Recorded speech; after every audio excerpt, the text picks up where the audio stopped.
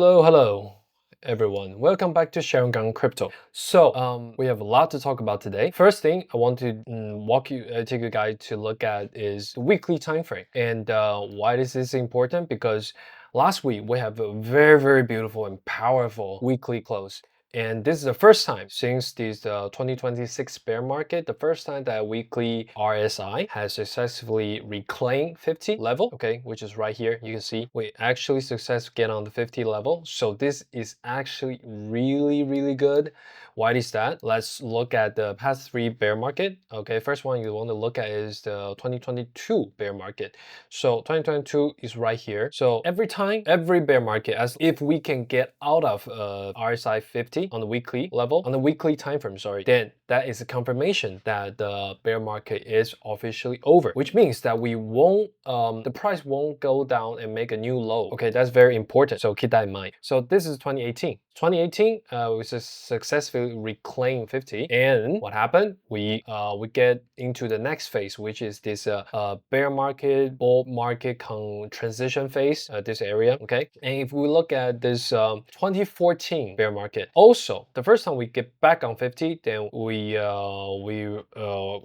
had a good, we have a small rally, and then the market dumps again, but we didn't make another new low. And so I like to call this this is a bear market bull market transition phase. This is what I want to emphasize. Okay, so right now we are at this phase, officially entered this phase, so which give us a lot of trading opportunity. So okay, so that's on the weekly time frame I want to show you guys. So now let's get back to on the daily time frame. So this is a daily time frame, and last time I have two different paths, and another white path is that if we got rejected at this bear market resistance, then then we go in the white path. But now since we have already reclaimed this bear market resistance, so I'm very confident to say that we are going this blue path is what we're taking.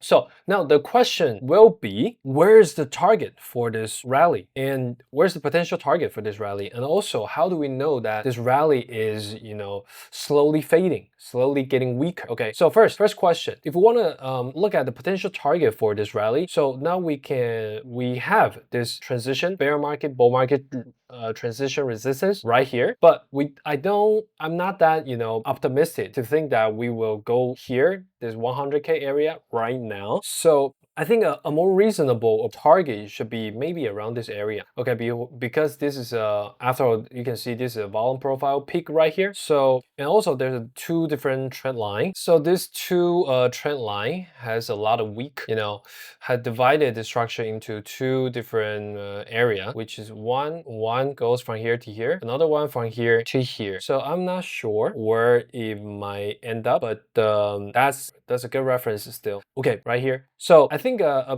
potential target should be maybe around this 88k, 89k, or if we can the money flow allows, then we can maybe go to this 94k, 95k area. That would be the potential two different target, okay, for this rally. Yeah, so that's what we are looking at in the next week or two. That's a potential target that we might go to.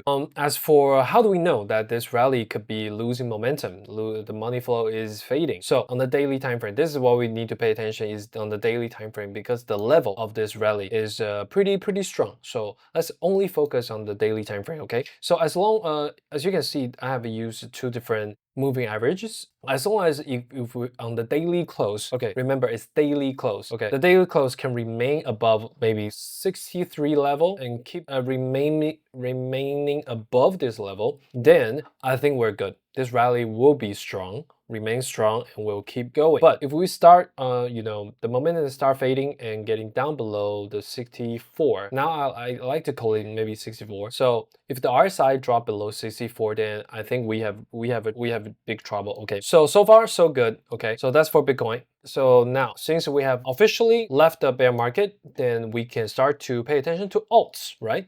So first, let's look at Ethereum. So Ethereum right now, there's a trend line right here. You see this one line to divide the structure. Okay, this is the first trend line right here. I'm not that confident that if we going to, successfully touch this trend line, but anyway, I think it's quite reasonable to set the target around around this week, you know, this 1 week right here. So this week is around 2600 to also there's a, if you zoom out a little bit, you can see there's a volume profile gap right here is around like 2800. So it's maybe possible we go to maybe 2600 to 2800. That's the zone, the target zone I'm looking at for Ethereum. Next, let's look at Chainlink. So Chainlink, again, my favorite coin. So there's a trend line right here. It's not actually that, it's not very clean, but you can see it actually, you know, divided the